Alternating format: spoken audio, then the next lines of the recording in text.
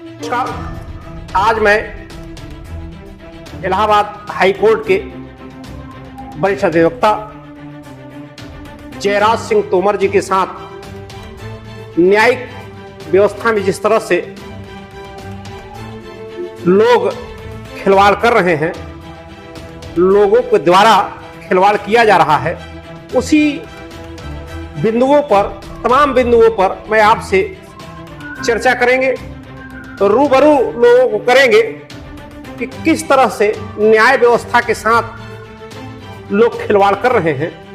उसके बारे में कुछ जानकारी लेंगे, आप लोगों तक पहुंचाएंगे और कुछ जानकारी देंगे।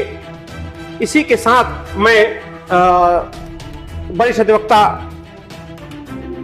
हाई कोर्ट इलाहाबाद के जयराज तोमर जी से जानना चाहेंगे कि वकील साहब, आप तो कानून के जानकार हैं। लोग ये बताते हैं कि ये एशिया की सबसे बड़ी हाई कोर्ट है इलाहाबाद हाई कोर्ट, जहां पर आप वकालत करते हैं। लगभग 20 साल के ऊपर की आपकी वकालत है, आपसे जानकारी होने पर जानकारी मिला। तो क्या माननीय हाई कोर्ट के द्वारा किसी मुद्दे पर या किसी जमीनी प्रकरण में स्थगन आदेश मिलता है किसी को, तो क्या उसका विपक्षी उसमें कोई कार्य कर सकता है? क्या स्थगन का मतलब क्या होता है? लोगों को, हमारे दर्शकों को आप थोड़ा सा जानकारी दें। माननीय उच्च न्यायालय में यदि कोई मुकदमा विचाराधीन है और उस पर माननीय न्यायालय द्वारा संज्ञान लिया गया है और उन्होंने गुण दोष के आधार पर उस पर इंतरिम आदेश या स्थगन आदेश कोई जारी किया है, जब तक वो रिट याचिका पूर्ण रूप से तय न कर दे उच्च न्यायालय, तब तक उस आदेश का अक्षर से पालन होना ही चाहिए।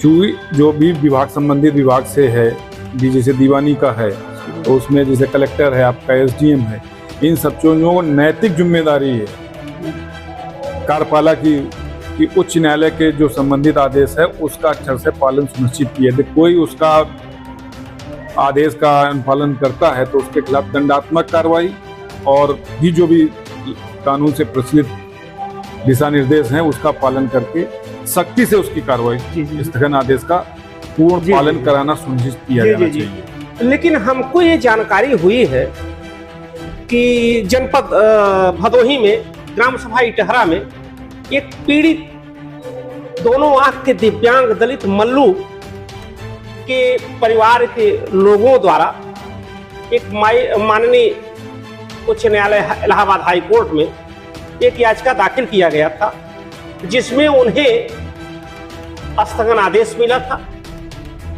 स्थगन आदेश के बावजूद, जिस नंबर पर स्थगन आदेश मिला था, जिस मुकदमे में स्थगन आदेश मिला है, उसके बावजूद उस गांव का भूमाफिया उनको बेदखल तो किया ही है, लेकिन उस पर विद्यालय या घर मकान या कुछ बनाकर उन्हें बेदखल कर लिया। वहां से वो जमीन, वो स्थान नहीं है जिस पर वो स्थगन आदेश जिस समय लिए थे। इस पर क्या कानूनी कार्यवाही है? क्या न्यायालय की रुख है? क्या न्यायालय इसमें आगे का कार्यवाही करेगा? क्या कानूनी उसमें? माननीय उच्च न्यायालय द्वारा जो स्थगन आदेश पारित किया गया है, यदि विपक्षी उसको वायलेट करते हैं, नहीं मानते हैं, तो उसमें कंटेम्प्ट ऑफ कोर्ट की कार्रवाई होती है। न्यायालय उनको दंडित करता है। और ये जो संबंधित अधिकारीगण हैं जो उस व्यवस्था से लगे हुए हैं, जैसे आपके तहसीलदार हैं, एसडीएम हैं, डिस्ट्रिक्ट मजिस्ट्रेट हैं, उनकी भी ये जिम्मेदारी है कि उस आदेश का पालन सुनिश्चित कराएं। यदि नहीं करते हैं तो वो भी कोर्ट की अवमानना मानी जाती है। और यदि ये विपक्षी यदि उनसे मिला हुआ है, साठ-गांठ किए हुए राजनीतिक या किसी और प्रकरण से, तो उनकी संलिप्तता है कि उस आदेश का उन्होंने अपने हिसाब से अपने लिए यूज करना शुरू कर दिया। तो हमको जानकारी वहाँ के लोगों से या पीड़ित के द्वारा बराबर मिल रही है कि स्थगन आदेश है, हम सालों साल से भटक रहे हैं, न्यायालय में मुकदमा विचाराधीन, इसके बावजूद भी उस भूमाफिया ने, जिसके खिलाफ ग्राम समाज ने कभी अब प्रस्ताव भी पारित कर चुका है कि भाई ये भूमाफिया है। तमाम उसके खिलाफ ग्राम समाज ने भी मुकदमा तत्कालीन प्रधान द्वारा उसके खिलाफ न्यायालयों में जा चुके हैं।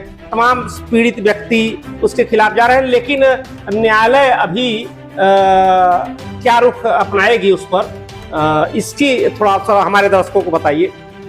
न्यायालय के समक्ष जो बात विचाराधीन है उसकी तो कार्रवाई एक प्रक्रिया के तहत चल रही है। जी जी जी।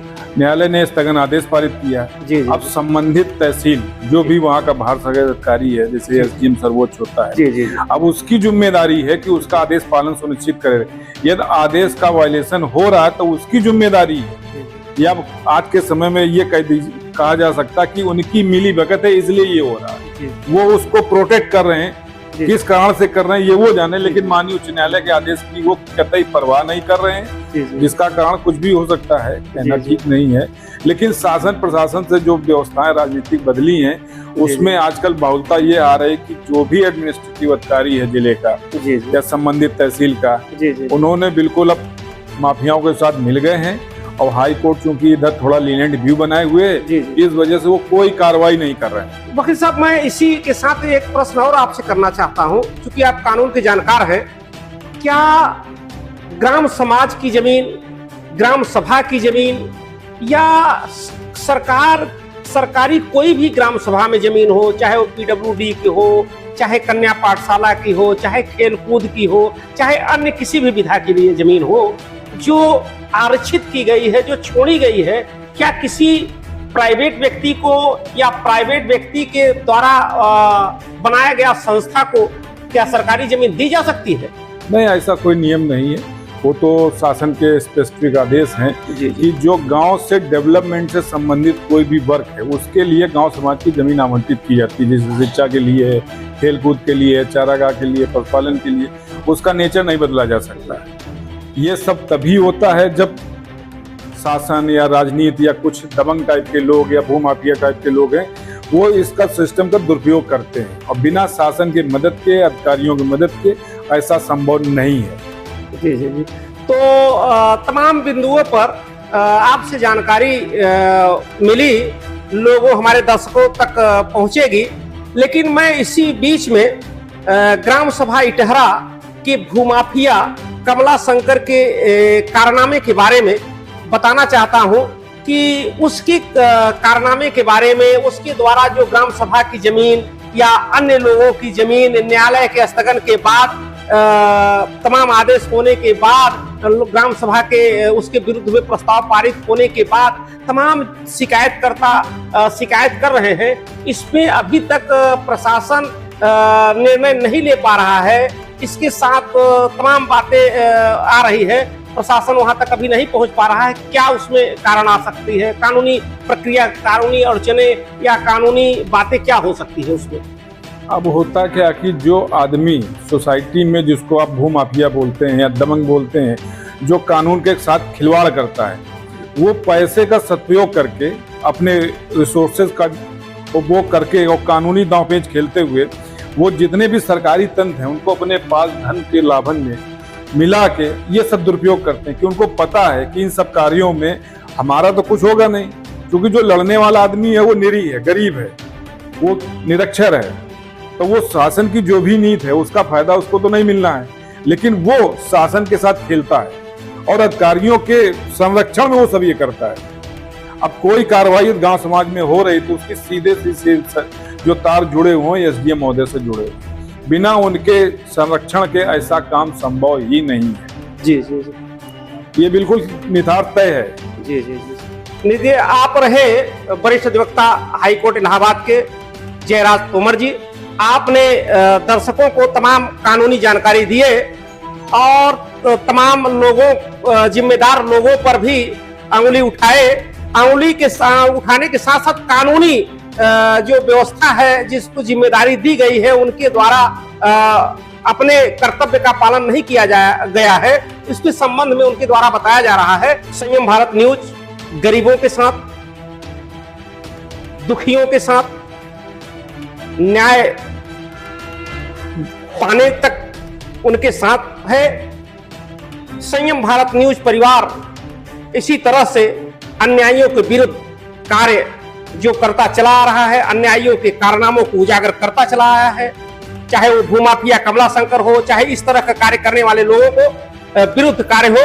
संयम भारत न्यूज इसी तरह अन्यायियों के विरुद्ध कार्य करता रहेगा और पीड़ितों की आवाज सरकार तक, सरकार की नीति को जनता तक पहुंचाने का कार्य की जो जिम्मेदारी है हम पत्रकारों की, वो करता रहेगा। इसी के साथ जय हिंद, जय भारत, नमस्कार। नमस्कार।